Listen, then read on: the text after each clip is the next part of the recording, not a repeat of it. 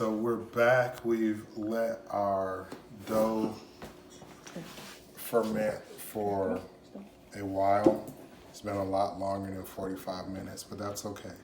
So at this point, we're going to turn out our dough again onto a lightly floured surface.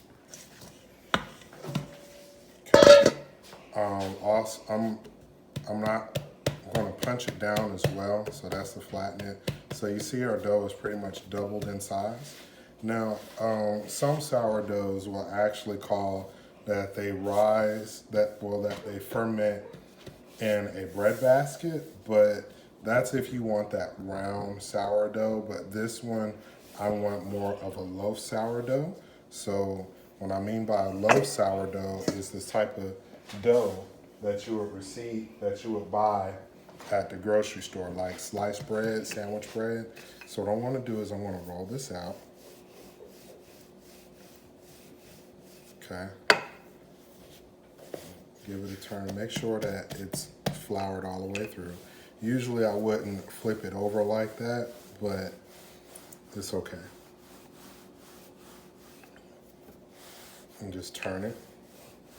You want to keep as long as you start from the center and out and you turn, you're going to end up with a really nice, even dough. And that's what our ultimate goal is to have everything nice and even.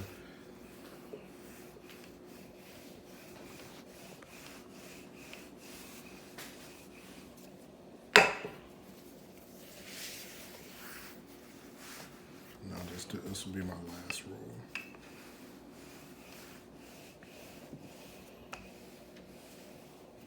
Now behind me, I have my oven preheating to about 450 degrees, so we can bake it off. So I'm just going to do that as well. I'm also going to skip the next proofing. Wait. Your camera went off.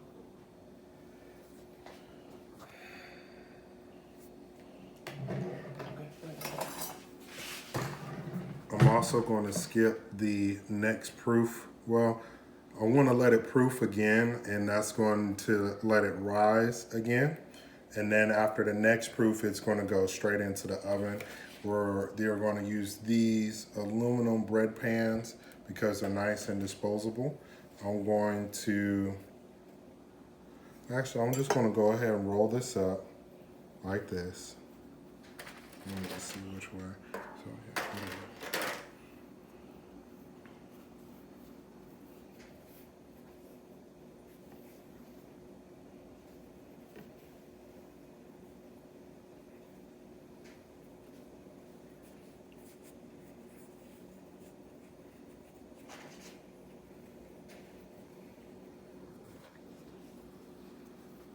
I'm just going to tuck the end under like that because we're making a nice sandwich bread.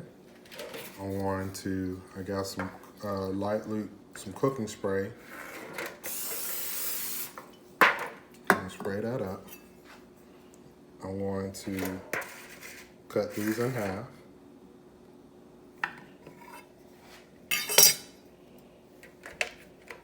There we go. Spray the other one. Cut it in half. Now we're going to let this one proof.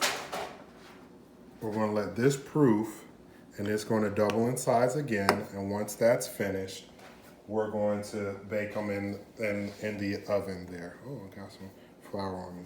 So in the last videos, we had a couple of questions about the starter, and I'm going to pull that back out. So this was the starter. This starter, we used that in the first or second video. I'm not really sure which one, but we did get a video of it. So this is the starter. This is the starter. This is what's left over. And by feeding it, I'm going to show you all really quickly how to feed it. because there was a question on that.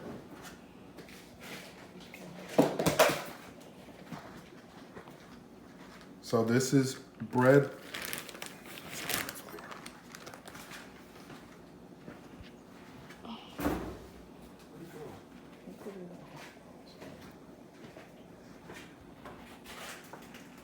Now, sorry about that. So this is bread flour. And right here I have roughly about 2/3 cup of the starter left. I'm going to add roughly about 1/3 cup of flour to this. So it goes back up to 1 cup. So you see that? So I just added the bread flour. I want to take a spoon. This is a spoon. You can take a spoon, a knife, a fork, or whatnot. And I'm just going to stir that up, just like this. And you see how it came back to a dough? So you see how it came back towards a dough?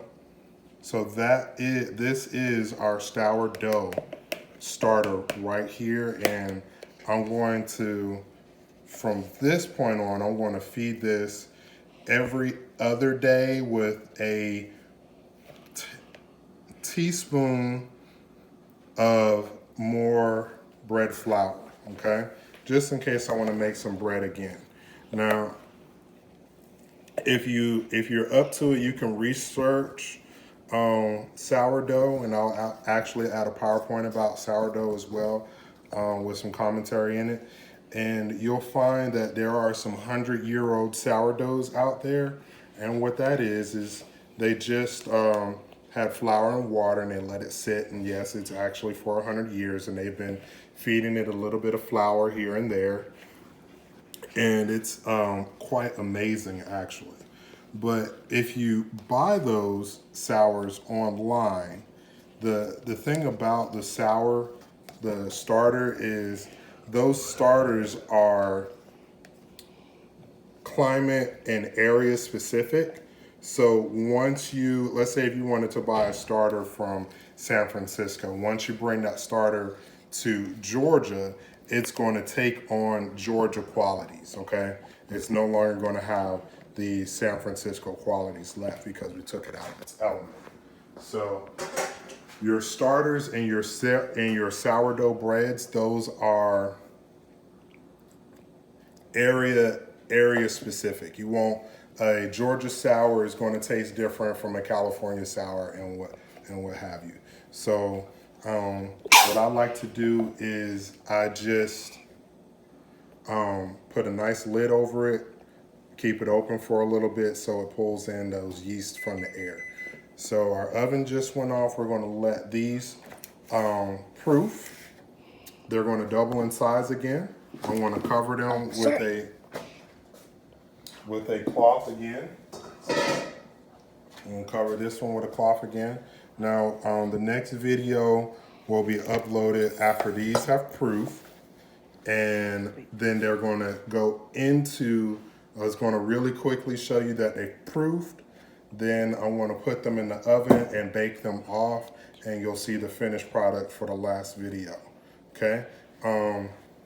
Be sure that when you are liking and subscribing, you are putting in a comment so I can get you all a grade. And if you have, make sure that